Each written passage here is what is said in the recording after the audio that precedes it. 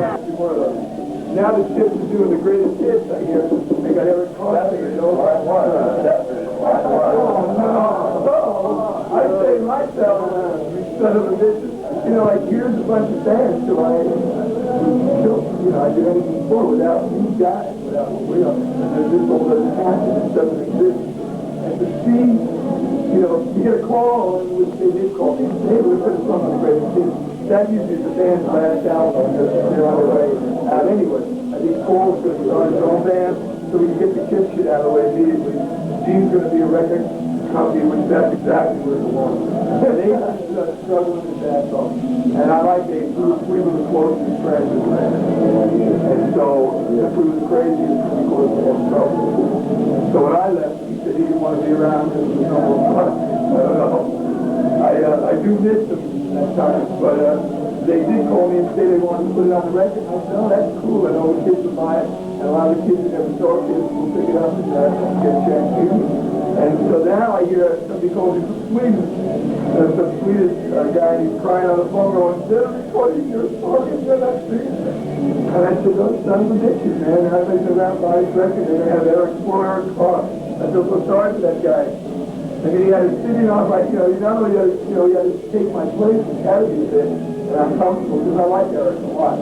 He's a good drummer. And, the guy had must always be able to have these appeals to say Peter drivers. And they had him doing this Black Diamond. Now the guy's coming with his big band. I hear he's really unhappy about it. He is, it makes me feel somewhat good. Because it was, that thing was real personal to me. And I thought I put a lot into it. And I spent a lot of time with it. And I got a People's Choice Award for it. That's really a lot more important than the Grammy. I never got a Grammy, but I do have a lot of gold and platinum. But you can't eat them. They don't pay the rent, man. Just went in and pay the rent. And I gave up my publishing $1,000 just to get that song on the album. So they tricked me. Why didn't they ask you? I thought they were just going to put the original. And if they would have wanted me to sing, I would have loved it. Been there with Bell. And they're recutting it. They're recutting it. Or they're just going to use the original put Eric's voice on the album. I think it's going to backfire on. I really do. I think any diehard fan, a lot of people like me. Yeah, it's good. Like almost like I never existed. Like I never was a part of it. I was never there. And I don't believe in the hearts of my band. That's true. They're not getting rid of the cat. Not that easy. I'm right on their heels, man. See what this is at.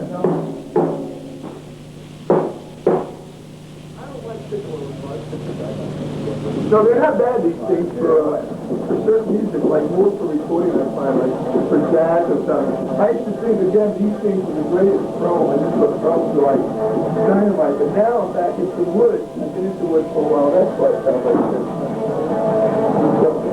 So wood green, it's got its own personality, and it's maple, and it's just more to it. It's the first thing, it's the real thing. And so I've got out of the habit of using chromes. And with this, I used to use polishing chrome big suckers. I used to want to use that through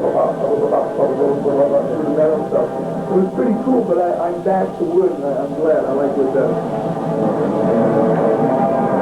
Anybody here like chrome more than wood? How about fiberglass? Remember the fiberglass stuff? Jim Kelton's always calling me up to buy my fiberglass stuff. I'll sell them to him. I think I got like 40 sets in a warehouse. These drums, they're fiberglass. They don't think it's hard to have fiberglass.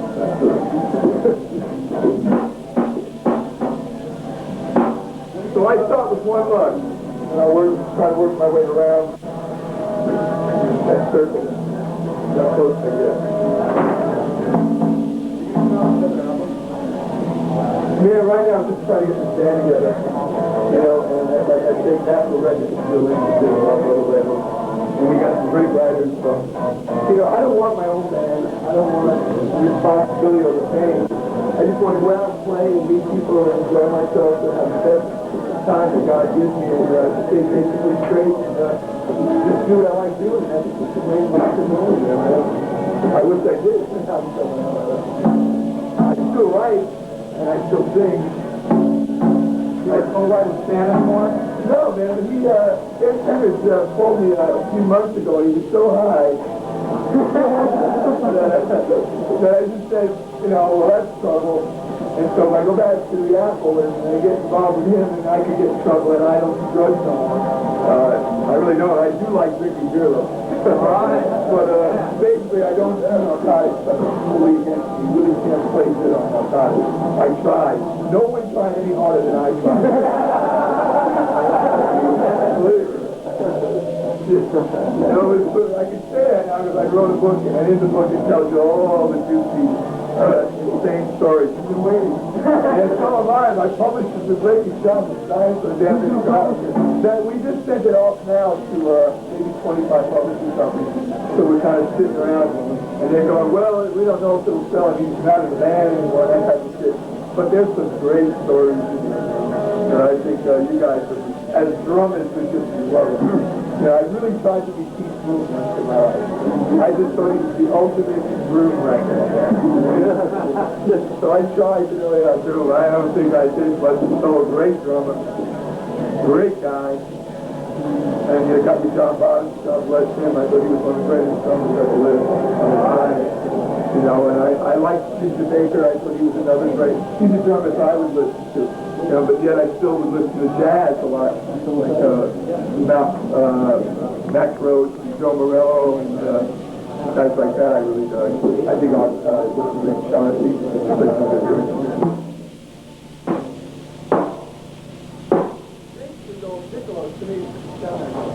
Let's have that.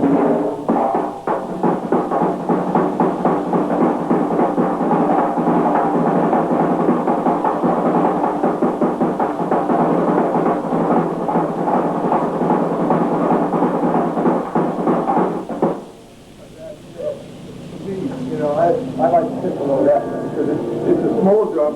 You can't.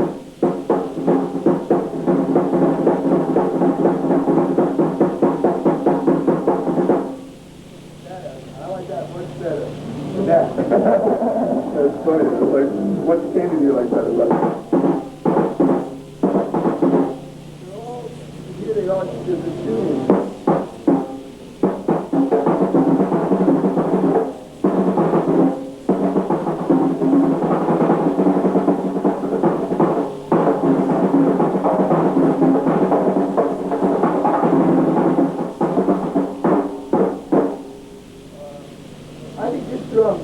I've got to like it now for more kind of like the R&B, because it gives you that, you know, just doing.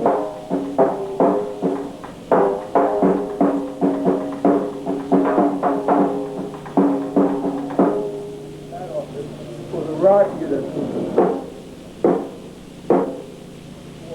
Like that, you got not the first line. You got drummers, come on. I need these little sticks. I don't know, I see them around, you know, they got one up there. I see people using them. I got it as a gift from Pearl. Matter of fact, I got these two from Dick Telman, which is a pretty nice gift to get. Who's another really nice sweetheart, the guy. But I've come back to wood again. Now this, some people say, oh shit, that's not top of the line. What really is top of the line? I mean, I got a set of 1935 Slingerland Radio King, and it used to be about to throw it out of your yellow. And they sound absolutely great because when my first set of drums I paid $200 for, and I had to work a year to buy them because I didn't have the money. My family wasn't welcome. And so I got them, and the skins then were calves. They had calf skins. Poor animal, but it's some guy out there ripping, you know, an animal. You know, that's kind of what it was. If you look at cookies, I don't know what they're doing to this day, but they used to have this all this extra shit hanging out of there. And then you had to take a big candle and stick it under the stupid thing, heat it up. Oh, what a chore. And if it was a really good night, and it was cold, you sounded great. The drums were dynamite. But if it was raining or damp, you were the worst drummer that the band ever heard. It was like, these were great for good weather. So the skins were cast. We're finally like now. I mean, wow. You've got from clear to, you've got so many heads, they're almost too support you. And I think that's great. But when I first used to tune the calf heads, they were really, really hard to tune. But I'll tell you, man, you get a really good drum boogie off them when they were really, really, really down, really, really tight. But that's how I basically tune, man. And again, it takes, it's your ear, your ear, we all hear it different, man. That's just the way it is. And I sat in a room with a lot of the drummers that I know, who I call them the great mega drummers on this planet. And you got your Dave Weckl, who's a great drummer. I don't even come near him. I don't drum that way. I'm not that type of drummer. I'm not an old. I'm what I am. I'm a head. I'm a banger, man. I bang. I play with my heart, my soul. I give it what I got. I don't tend to be any faster than what I could get it fast. A lot of times I try to make a total fool of myself, and I've done that all over the world. But it doesn't matter. I'll probably do it again tonight. But we all want to be Buddy Rich. I mean, I was thinking maybe we could take his left arm off of you guys. I could sew it on my arm, so I could do a whole roll with one hand and never have to worry. He made me, God bless him, he made me look all so great. But Buddy Rich. But all I say is, you just play the best you can, you do the best you can. What sounds good to you is important. I don't think, for me, I don't try to fill up every gap. I used to when I was younger. I wanted to fill up everything. I didn't need a drum somewhere or a cymbal, because that's just what I do. When I started singing, and then I realized, this is getting in the way of my singing. This is cool. I that's all these drum rolls. I need to hear my voice. And that kind of taught me not to put a lot in. And I kind of feel, my slogan is just what you do, where you put it, and how you put it.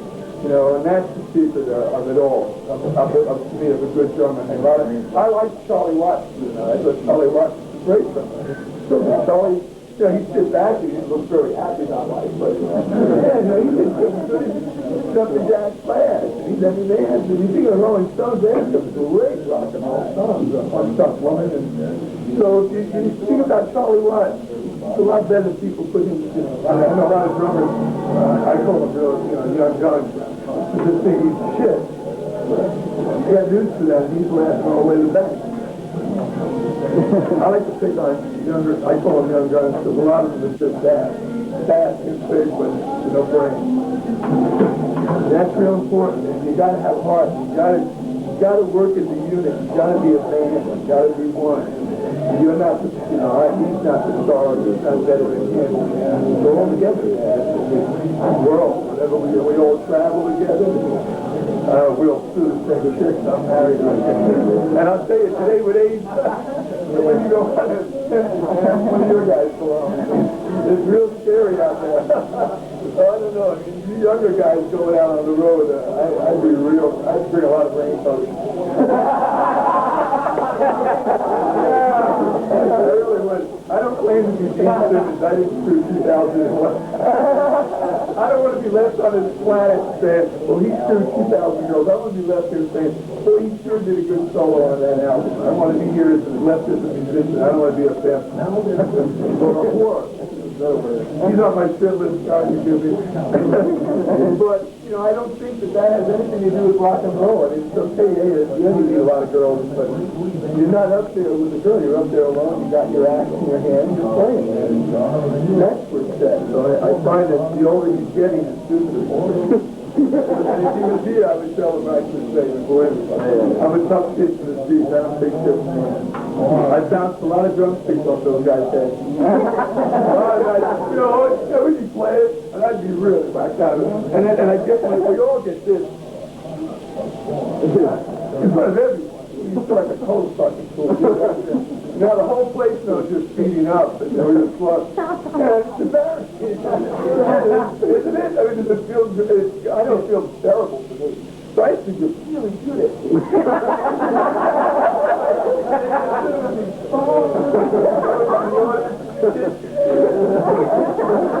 That's how I settle it with a musician that gets on my case that time. But again, that's what I mean. Timing's important. And I do change when I'm excited to speed up. I don't know about you guys, but I get real excited. I start taking off. It's the thing I'm working on lately. I'm starting to, I hate quick turns. but I know they're important. So lately I've been working a lot of tapes and trying to stay in the groove with it. And it just really pays off when you get into the study talk. And today they got so much electrical bullshit. You know, I would hate a machine to have to do something I could do. You know, I just got into the DW pedals, the double pedals, only because I want to learn how to not necessarily play double bass, but maybe use it or incorporate it somewhere in the tune. That wouldn't be my major piece. I love my hands. I love playing my hands. You know, so that's where my heart is. But it's kind of cool now and then, you know, put a little back again. So that's what I find that good for. But I find a lot of double guys always on. You take away from that pretty. I kind of like that. That's important for us. Anyway, what do you, any questions about shooting? I mean, I can talk for hours. I have a question. Does the tension of your bottom head, do you tune it the same way you do your top head? I leave all my bottom heads tight on all my drums. On tom, snare. Not necessarily much on the snare, but it's pretty tight because it's you know, it's got that layer of strings across it. And it's going to get the tension from the top if you whack it anyway. So I concentrate always on the top. I should concentrate on the bottom. But I do, and today I came in and lent the maybe so I play a little bit. So it's tough playing, I don't know if you guys ever sit in on another set of drums, but it's not fun. They're never the same, it's like your baby. And you know where everything is, you know it's just the way to go and you're real comfortable. But we got in early and I tuned those guys up the best I can. I feel like I'm cheating Pearl. I really feel like a traitor. And the cymbals, we picked them out, but cymbals are another personal thing. I don't know about you guys, but I was up to stadium not long ago. They flew me up there and I picked out my own cymbals. And man, I picked out some, I thought some really close ones, although I still got built in. Again, I sat there for hours, you know, tapping on these cymbals, as we all do, kind of like rolling the sticks so you don't get a cheap roll, you know, walk. Gotta watch these guys. So slip is the first one. But cymbals are, to me, as personal as it's doing. You know, when I go home, if I look you guys home, I all want to go. You know, since you're all in on my track, you play them. You may say, oh, yes, but then I'll say the same thing, I'm like, you're difficult. It's like, these are all right, like, clinics where you got their own stuff, but I'm hoping to do a pro clinic here. With my Pearl and all their stuff, like do a clinic. I do a lot more than clinic. I teach a lot more about singing, a lot more power of playing, a lot more dynamic. But that's pretty cool. Is it raining out there? Yeah, it never rains. It's like that. And I wonder why everything grows so good. You know, it's homegrown things from California. Now I'm starting to find out, but you grow your fast for a place that doesn't rain. My father's Italian. He used to grow everything when I was a kid. He comes out and he doesn't understand. But it doesn't rain, and things grow up. So I get a big kick out of it. You miss New York? Yeah, I'm going home for Christmas. I miss New York. Anybody here from New York? Yeah? Yeah. And everybody says New York.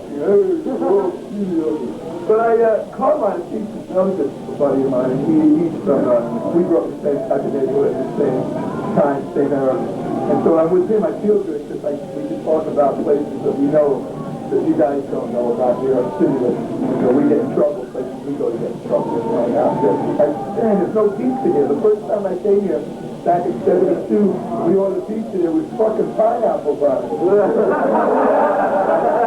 I would have shocked. You know, it's pineapple. I can see some pineapple on one of the peanuts and wood cream. Right. Canada, too, another place. They make the worst pizza. But I found a place in Farmers Market that you guys are going to. They got great pizza there. So I'm into my Italian food, although I try to eat as much because even though you think you're a drummer, you can sit back and hide your guts. That's good for you. And I'm 4 years old, so I try to, again, stay the best shape I can because there's a lot of young guys out there looking at that. It's sad, ripped you apart. And I don't think drummers, succeed as much because everybody plays something better than the next guy. We all play something better than the other guys, or we just do it more precise. We're there on that better than another guy can. So, I could look at Tommy, and I could look at Tommy Aldridge or Tommy Lee, or I could look at all these guys, and I find good in every one of them. I went to a clinic with Glenn for Yamaha, and there was Weckel and all these really great drummers, and Bobby Blocker came out. And I thought about it after, and Bobby came out, and hey, where's the Budweiser? And that's Bobby. Bobby's a party animal. He's a real, I call Bobby a boxer. He's a drummer boxer. Bobby's that's cool, what Rat does. But Bobby, what I found is he was consistent, he stayed on top of it, he didn't try to do a drum solo. I wouldn't either after that. I don't know how he would be in a major heavy rock band, but he plays real tight and well. I like Tommy Aldridge more for the rock and roll, like the drummer. And I like the clinic, but I sound good at it. I find good at all drummers. And I think we all think that way. But when you get cocky, man, there's always something better. There's always someone that can show you something a little more. I'm learning every day, man. Every day I'm learning from a young guy, and people ask me if I want to give lessons. This is the first TV thing I've ever done, because I think it's boring. But I want to make the best of this. I want to introduce myself to the neighborhood, because I live in California now. I'm like, hey, I see all you other drummers. So it's good for me, but... Did you ever go to drum school, or are you self-taught? I'm basically self-taught. I was thrown out of my first drum school because they had me do it instead. So I said, what's going on?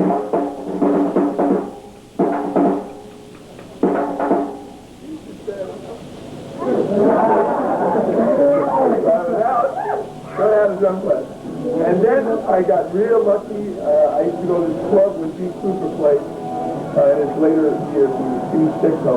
That was part of his life. And God, I wish you people could have seen this man play drums. And he was just, he was my idol. I don't know about you guys, but I think having an idol is important. It's a good idol. I mean, not looking up to maybe one of the Hell's Angels on band. Picture of Hitler on the band. I mean, like an idol. Something you really look up on and kind of follow that. And so when I met Gene, I would hang out, but hang out.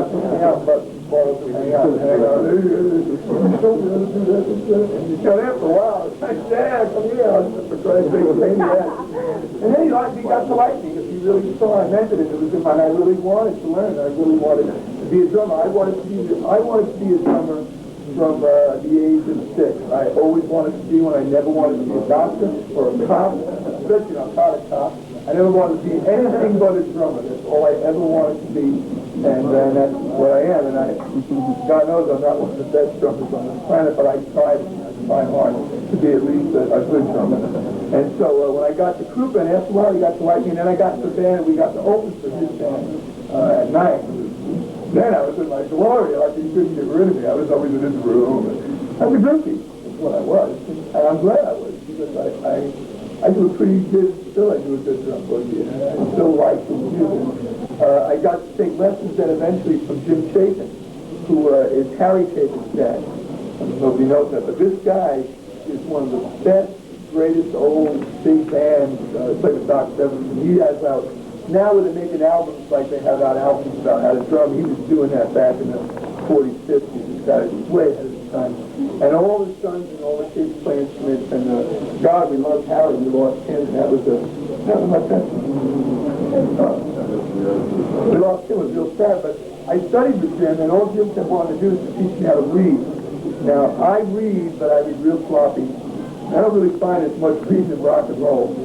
I mean, if you're doing studio work and you're doing singles, you're doing this, you're doing that, then I would say it's important. But to me, anything that comes from the drums comes from here.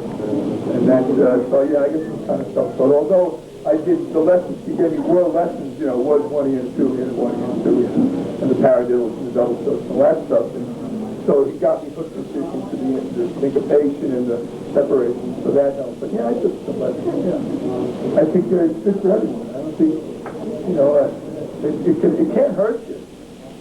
I'm getting ready now to do. I'm going to do some videos. I'm going to do some how to play videos. I just got off, so I'm going to do a part 1 and part 2. And the videos today are like $50 a video. That's a lot of money. I mean, you know, it really is. A lot of bucks, so mine will be 29, 19. It'll be a little more affordable. And the next year will be in probably Kmart or Walmart. But I'm doing that next. I'm going to do some how to play videos. I'm excited about that. Just that I'll get in your living room somehow. You can't get rid of me. I'll be around somewhere. And I'm just trying to work for that if I can and be the best person I am. Can I get some of you guys again, if you can? Yeah, you know what I want to do now? I want you guys. Oh, we got two dads. You know, show me how you feel. What do you think about tuning? I mean, this is a tuning session. You know, I mean, I'm up there giving a lecture about my life, which I seem to do well. I'd like to talk about myself. You know, I don't like talking about myself. Who wants to volunteer? Come on. Oh, boy. Oh, good man. Come on, one more guy. I mean, you got it. I want to see you guys too. That's what it is. You want to use these boleros? Why not? I got some heavy things, my own thing.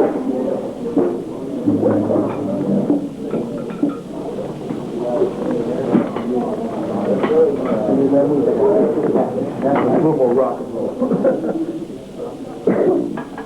He's up there. We can start to see what he's doing. We could all laugh at him now. I like that part. I got a habit of doing these.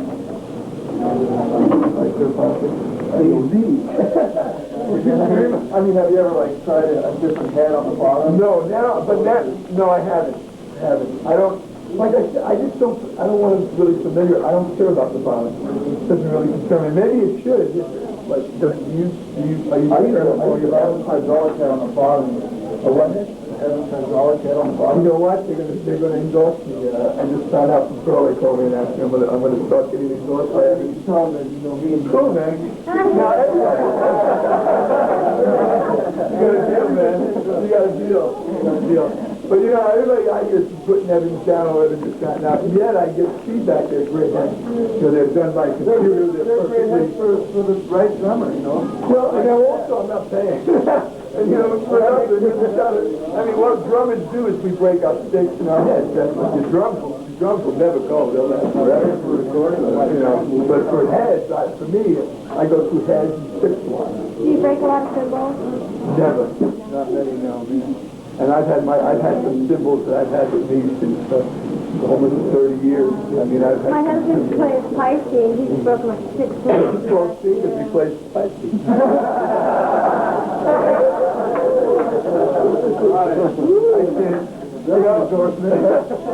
See, I'm with Belgian and Sabian. But I don't know. I don't, you know, some guy, he must play very hard then or something. I mean, I may have cracked one or two in my time, and I bought a lot of cracked ones when I was real poor. But,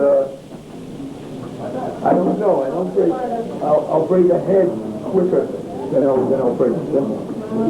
So, Pete, are all of yours Zildjian? Excuse me? All of yours is Zildjian? Well, I wouldn't want Sabian to know that, but I'm using half and half these days. I'm using half Zildjian, half Sabian, but I'm endorsed by Sabian. But it's my year, you know. It sounds good to me, man. And so, even though I'm being endorsed, that, you know, I don't think it's not only fair. Like I also use Pearl, but I use TW hardware. And Pearl puts out great hardware, but I like TW pedals better than Pearl pedals. Although Pearl puts a great chain pedal out there. It's dynamite. Excellent. I use one of those too, but I just got into now the new double, and I'm getting it out to the remote hi-hat. That's all about. That's good to me. You know, I mean, like even my setup has gotten a lot smaller. I have two here. I got a little 10 and then one here, but I don't have 16, 18 pieces anymore. I'm too old like that. That's just I don't need that many. I don't want that many. If you can't do damage on a three-piece set of drums, man, and you think, you know, what does it matter if you got 40 bass drums and 60 million cymbals? But if you can't really play on just a tom-tom, a floor-tom, a snare, then you're not, you know, look at bottom. Absolutely. Yeah. And he played on a lumber briefcase. Yeah. That's his job is living today with the shit we got on. He's like glorious. He's like, how do you tune in? I do less of a, I try to feel on the skin to make sure there's no like ripple in it. Then ripple, I go to the next one. You got too much snare tight, don't go. Try to get the I don't know what that is. Now, do you feel when you take your, you take the thing off, that it should be a tom-tom sound? Not a snare drum. I guess it depends on the snare drum. My snare drum would be a tom-tom sound. Yeah, like timbali. Yeah, exactly. That's how I feel. But what's cool about that is, like, I'll be playing some tunes now, and I still had to have it flicking this off from the old days because I didn't have that many drums. So, you know, if you only had a couple of drums, there was an extra drum right here, and that, you know, it became a tom-tom. And it became a timbali. Yeah, I like that myself, so I go that way. I like that. That's cool. How does it sound? Well,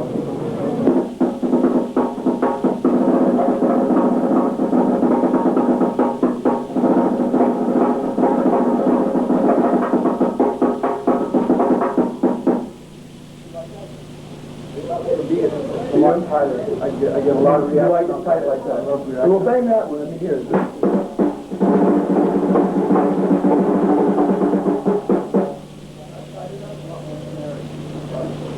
This is definitely you can cut it.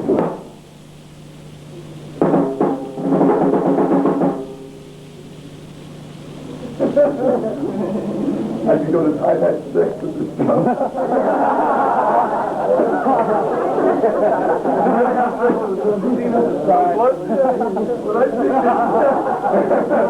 When I picked this out, I went, the maple is so important. I mean, for drum piano, but maple and the hickory. I like hickory sticks, but the maple is important. Now those Gretches, I think, are really nice jazz. Gretsch drums are great jazz. I don't know around rock and roll. I would think. So you play it tight. You have a big kit. Still in the drums. You got a big kit. You're all around. Kind of like that. You know, I started that concert thing. I remember way back in the 70s. Nobody had all the way all around. First, I got the little dream. I had like 1, 2, 3, 4, then 5, 6, 7. All right, cool. And then I put 8, 9, then I put 1, 2, 3, 4, 5, 6, and then I just went totally crazy. And those days we had no bottom heads. Now the bottom heads are back. So that was even easier to tune. Yeah, no problem. Great mic.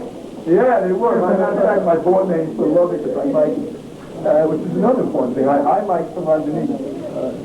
I used to, and I still try to, in the studio, I'll try to put it under more, maybe, and I always use a couple of shotguns like overhead. But I think it's important now, now they're kind of like an over. But I remember, when my key bottom is ball. A lot of people don't use concert sound anymore. No. I know.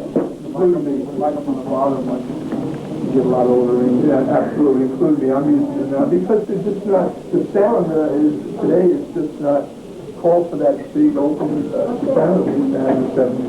The 80s are a lot different. Anybody else want to? You want to? Nice to have you, man. Hey, good to stand here.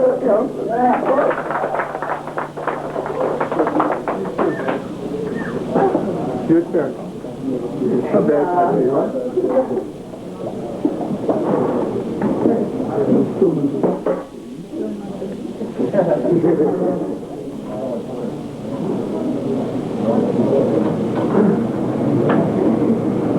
Any questions while he's shooting up this?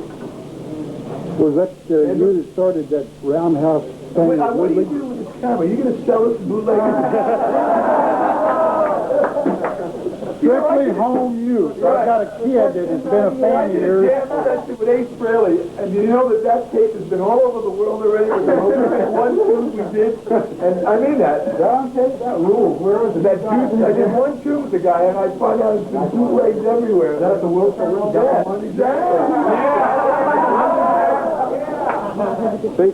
But what is My son and that guy right there that's getting thin on top. No, this one right here. This one right here. Oh, My kid has been a fan of yours since he was 5 years old. He's now almost 20. This turkey here is creeping up on 30. And between the two of them, if there's anything of Kiss's that they don't have, I haven't seen it. well, then you go right off looking at it right there. I'm only kidding. But it's true, there are diehard fans. I had a kid come, true story, I was Catholic school. This kid came a month ago. He drove from like Oregon or like someplace far away with a pinball machine. And he had everybody's name on it but mine. You know what I mean? Like John thinks somehow the guy didn't include. And so, and I didn't believe it. You know, my manager called me and said, this kid drove millions of miles. He's got a pinball machine. He's downstairs. He's back in the truck. He wants to try it. And so I did. I said, come on out. I'll meet you near a diner up here. I said, maybe he's a maniac. And there's a lot of crazy people out there. Look what happened to John Lennon. So, and people used to believe we were like from hell and devil worshippers, and that's not true. And so, I mean, my mother's Catholic, my father's Irish.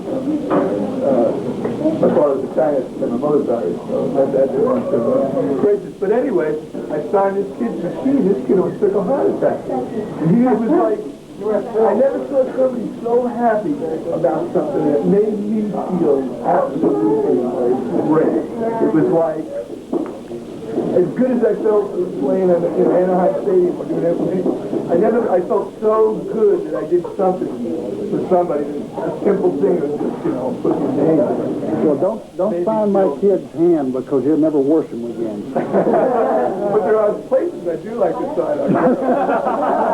And I have signed them. I've actually seen some tattoos on girls. It's strange. Out of control, you hoping for any success? Out of control was a real bad thing for me. At the time I left, I was leaving the band. I was going through a divorce.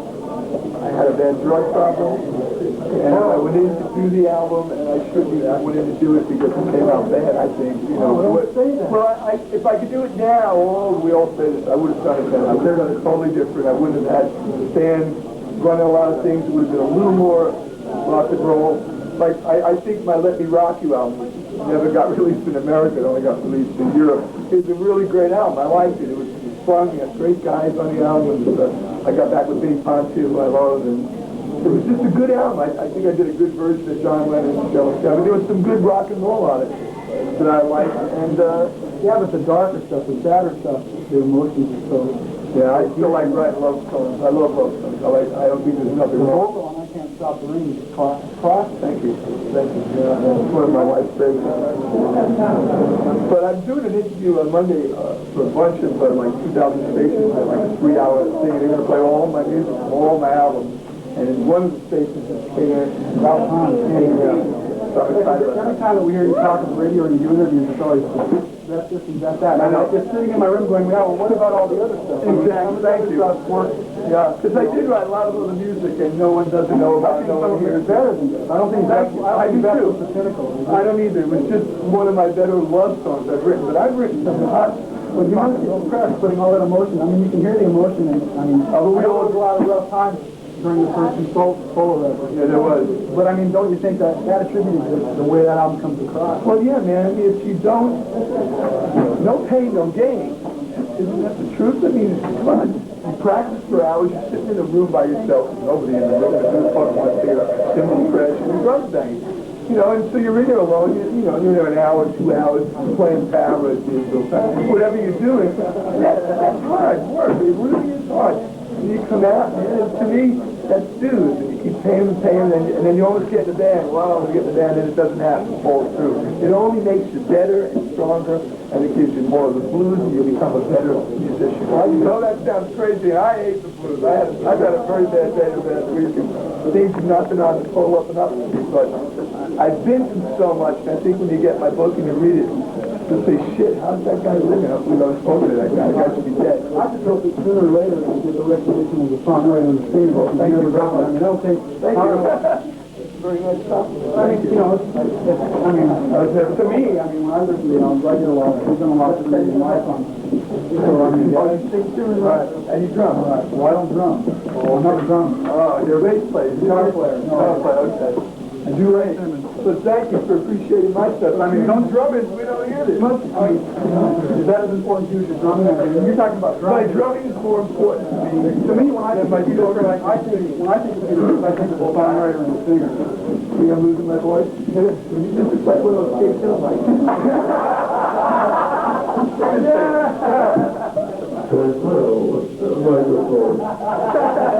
You guys can hear me in the back. I hate this. You gotta be. I mean, you guys, you think I need this? Yeah. I'll play Johnny Cochran. Sing that. I think you underestimate yourself, really. I do. I do. But I don't think that's dangerous because I think when I become cocky and I start going, well, I'm Criss, and I don't know who the fuck is that anyway. You know, I get in trouble. So I try to keep it even. These days, these past 5 years of my life, last maybe 8 years, I've got a good balance again. I got off the drugs. I got back into myself. I got into my family. I got a beautiful 7-year-old girl. Total knockout. Things and dances up the phone. I got a great looking wife, and I'm leading a more normal life. You know? I think that's important too. That's given me something I never knew about. I mean, all I ever knew about was pick up the phone and order something, or fall in the back of the limousine drunk. I didn't do anything else. This world existed. That's what my world was. You know, rock and roll all day, party every day. Well, I can't help but wonder if the reason why you don't get recognition is because of the stigma that's probably attached to Peter Criss.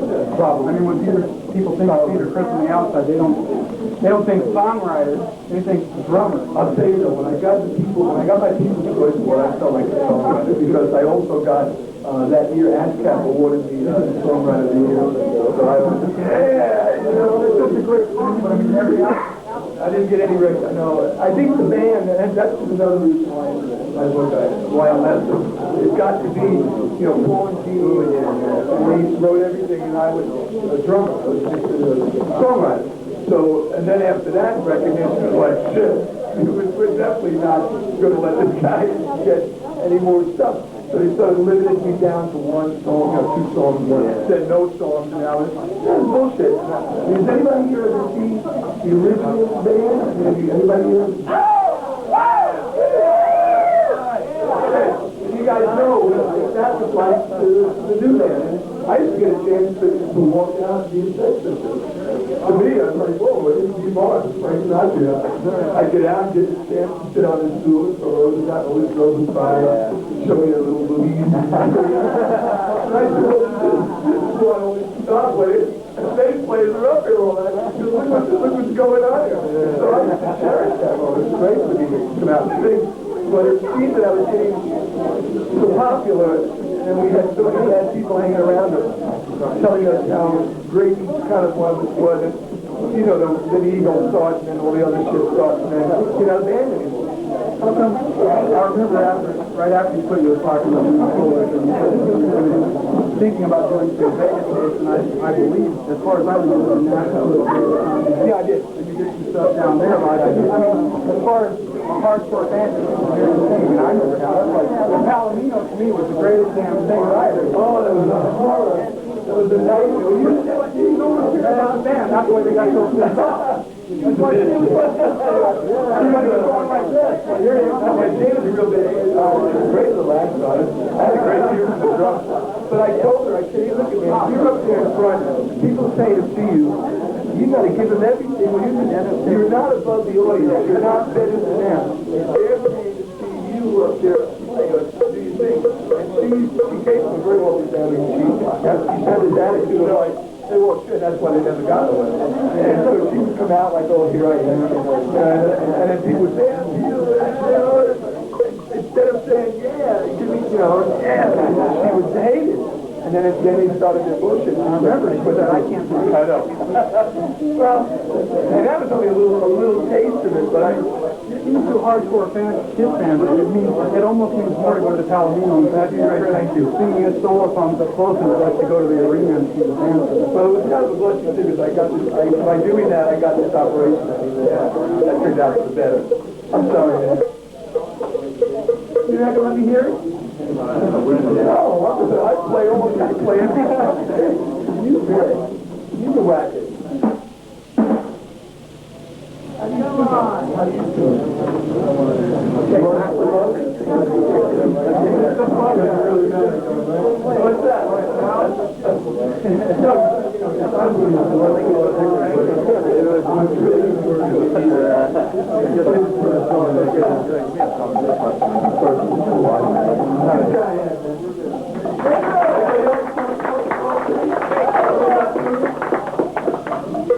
Drums up there, y'all. I don't want to go back to everything. I like it. Yeah. How did you feel being an actor in Kiss?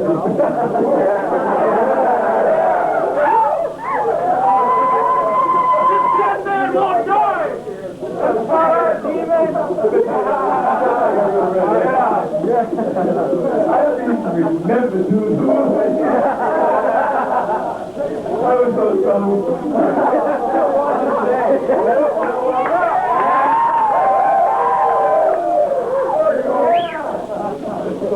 My daughter is the greatest thing on earth.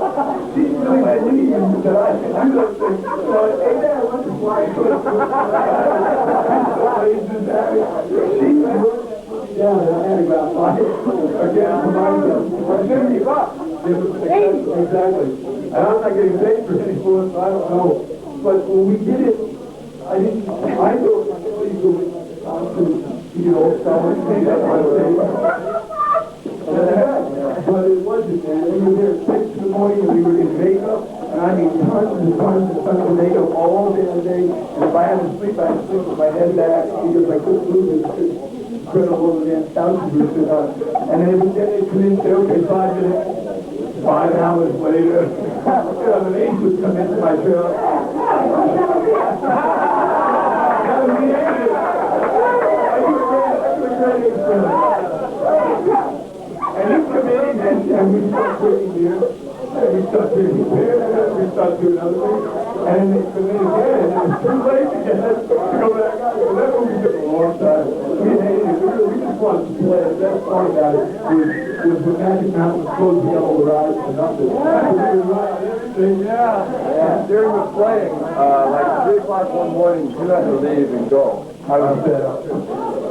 Yeah, I could do it. They brought a stand in. That was doing go, man. That was like a fucking beast. I heard that people were throwing them down. They weren't firing at them. I couldn't do it anymore. They were like saying, listen, we gave it to you. We were there for like 24 hours. And I said, how many souls do you want to do that? I wasn't ready. And so I slipped, and then I heard they still went on. Like, oh, I'm screwed, and I'll put the stand in. And that guy was hell. That was ages. My dad drug you away. Yeah, that was late, man. We were tired. But it was fun, and they still, that still goes on, I think, sometimes like 11 o'clock, 4 o'clock at night, if that's on Channel 9. And we get back on I was back at 1938. Do you still sing Beth? Do I? Yeah. Well, sing it, but I know.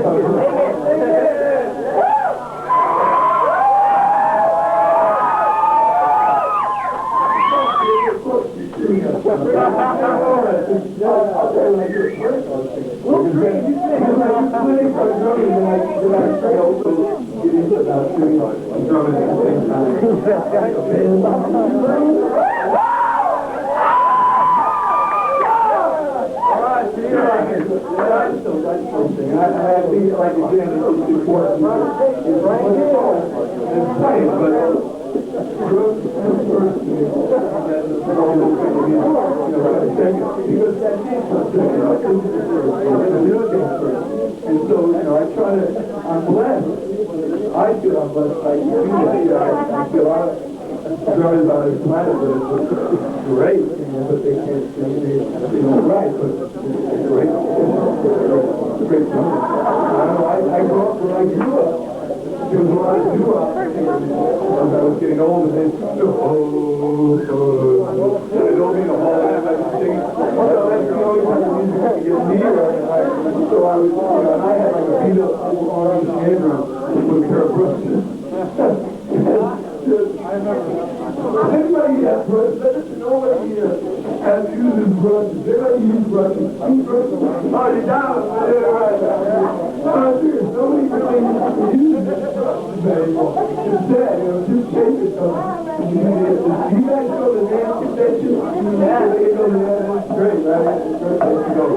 By Sunday, I had no voice. Something to get on. Because, you got drums, trumpet, guitar, and bass, and piano, and all the people I meet are talking and carrying on. Like Sunday, it's a little burnt out. But Jim always said, he says, hey, he's got these drums on. But every year, I heard some guys play with questions. Wow. It's really something.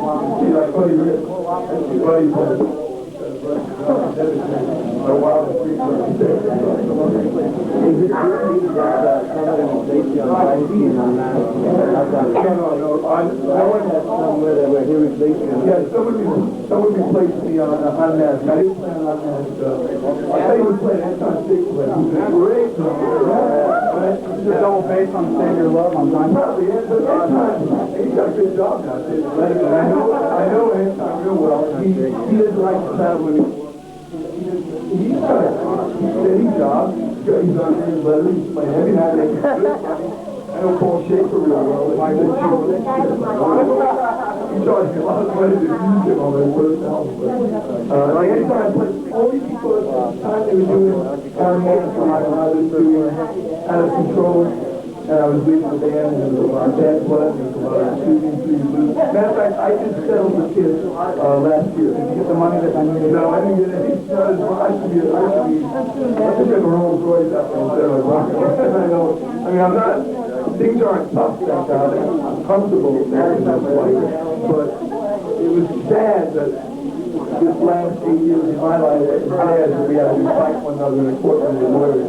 And I think the lawyers, that they walked away with more money than we walked away with, and we just walked away with hating each other.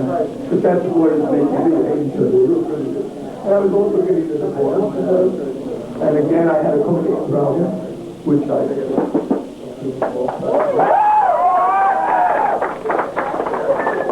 really think I was back on my oh, now I can really I'm going to take a heart attack. Because I believe where I come from, came from these magazines, mail-in, and all this stuff, you think of it, and you think, well, that's the way it is, far as the cocaine and it is somewhat real, a way of it, but I got so into it, drawn into it, that I thought that was really a part of it. You had to be told that was part of the rock and roll world. You had to be playing a DJ, and for us, it's a lot harder. You got to, I don't know if you know the consequences, the makeup when you go there, but the way you do it, it's really a bit, it's part of the hair and put it on your face, and you go up there, and all these problems, right? And I used to feel the time that I was melting, I thought I was just melting away. Today, I'm really happy about the play on it. So, it was free. It was a real fun out and stuff. And we used to do a powder. It's hard to do. I made my portrait with red lipstick. I don't really put down voices. My first ad in the paper was Brother Williams when he took the paper. I was a high heel. I believe with every skill, whatever you got to do, I